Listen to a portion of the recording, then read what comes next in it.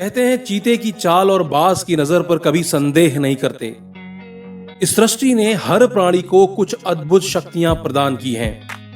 एक इंसान के रूप में हमें अक्सर एक बाज की तरह ऊंची उड़ान भरने के लिए प्रेरित किया जाता है। ऊंचा लक्ष्य रखना, कुछ बड़ा करना, सबसे हट कर जाना, अपनी एक अलग पहचान बनाना। लेकिन कैसे, ये कोई नहीं बताता। दोस्तों, असंभव कुछ नहीं है, बस हमें अपना रवैया एक बाज की तरह रखना चाहिए। जी हां, बाज एक ऐसा पक्षी है जो हमें जीवन को उत्कृष्ट बनाने के लिए बहुत सी प्रेरणाएं देता है। पहली विशेषता यह है कि बाज ऊंचे आसमान पर अकेला उड़ान भरता है। जब तूफान आता है तो जहां अन्य पक्षी छुपने के लिए यहां वहां आसरा ढूंढ रहे होते हैं, वहीं बाज उन कठिन परिस्थितियों का सामना करता है और बारिश और तूफान का सामना करते हुए बादलों से भी ऊपर उड़ जाता है, क्योंकि वो चुनौतियों से लड़ने को हमेशा तैयार रहता है। अपने पंख फैलाओ, ऊंची उड़ान भरो, बादलों से भी ऊपर। शिकायतें करना छोड़ दो, मुश्किलों से घबराना छोड़ दो, कठिन समय के लिए हमेशा तैयार रहो। याद रखो, जितना ज्यादा आप चैलेंजेस का सामना करते हैं, आप उतने ही ज्यादा शक्तिशाली बन जाते हैं। चुनौतियों से मत भागो, चुनौतियों की तरफ भागो। यह आपको बहुत सी अपॉर्चुनिटीज तो देगा ही, साथ ही आपको हर कठिन परिस्थितियों के लिए तैयार भी करेगा। बाज की दूसरी विशेषता यह है कि बाज अन्य पक्षियों के साथ उड़ान नहीं भरते।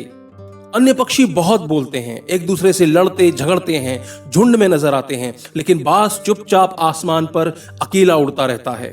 बाज में आकाश को छू लेने की इच्छा शक्ति है। बाज की तरह तुम भी बादलों से ऊपर, बहुत ऊपर उठ जाओ, अपनी मेहनत से, अपनी लगन से, अपने जुनून से।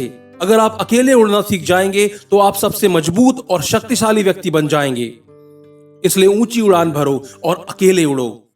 हकीकत यह है कि कुछ लोग आपके सपनों और आपके विजन को नहीं समझ पाएंगे, वो आपका साथ भी नहीं देंगे। कुछ नकारात्मक लोग होंगे आपके आसपास, जिन्हें आप अपने सपनों के बारे में बताएंगे तो पहले तो वो आप पर हंसेंगे, फिर आपको रोकने की कोशिश करेंगे, वे आपको नीचे लाने की कोशिश करेंगे। छोटी सोच रखने वालों के साथ उठना बैठना छोड़ दो। अच्छी संगति रखो ताकि तुम वो बन सको जिसके कि तुम हकदार हो। अकेले चलने के लिए अकेले उड़ने से कभी मत डरो, क्योंकि बाज कबूतरों के साथ उड़ान नहीं भरता। अपनी सहायता के लिए, अपने साथ उड़ान भरने के लिए किसी पर निर्भर न रहें। ताकत तो सबके पास है, लेकिन आसमान छूने की हिम्मत हर किसी में नहीं होती। यदि आप अकेले नहीं उड़ते हैं तो आप कभी नहीं पहचान पाएंगे कि आपके अंदर किस तरह की शक्ति है। याद रहे, उपलब्धि हासिल करने वाले चुनौतियों से नहीं डरते। तीसरी विशेषता है कि बाज निडर है। एक बाज अपने शिकार के आकार या ताकत के आगे कभी आत्मसमर्पण नहीं करता। वह हमेशा अपने शिकार को जीतने या उसके क्षेत्र को फिर से हासिल करने के लिए संघर्ष करता है। मतलब आपकी समस्या कितनी भी बड़ी या कितनी भी मुश्किल कठिन क्यों ना हो, हार ना माने, इसके बजाय इसका सामना करें। सफल लोग निडर होते हैं, उन्हें समस्याओं का सामना करना पड़ता है।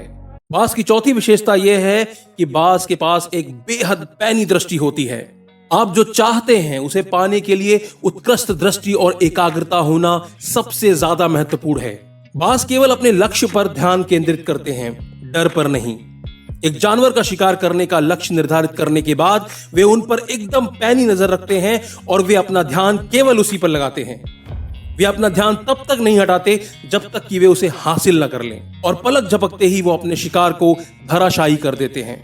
जो लोग एक समय में एक ही चीज की तरफ ध्यान आकर्षित करते हुए एकाग्र होते हैं, अपना फोकस अपने लक्ष्य पर बनाए रखते हैं, चाहे जितनी भी बाधाएं क्यों ना हो, एकाग्र रहकर आप हर कठिन लक्ष्य को प्राप्त कर सकते हैं। पांचवी विशेषता यह है कि बाज हमेशा ही कठिन प्रशिक्षण के लिए तैयार रहते हैं। वे अपने बच्चों को उड़ान भरने के लिए प्रेरित करने के लिए पहले तो घोंसले से नरम घास को हटा देते हैं, ताकि उसके बच्चे उड़ने की तैयारी में असहज हो जाएं। वह अपने बच्चों को घोंसले से बार बार बाहर की ओर निकालना शुरू करते हैं, तब तक जब तक कि वो उड़ना ना सीख जाएं, जब तक कि वो निडर ना हो जाएं, मजबूत ना बन जाएं, और अंततः वे ऊंचे आसमान में उड़ जाते हैं। जिसका अर्थ है कि अपने आराम के घोंसलों को छोड़ दो, वहां आपका भला नहीं होने वाला है। आपको कड़ी मेहनत करनी होगी और हमेशा खुद के लिए खुद से ही एक कंपटीशन का निर्माण करना होगा। अतीत में रहना छोड़ दो और अपनी सफलता के लिए दूसरों की ओर देखना छोड़ दो।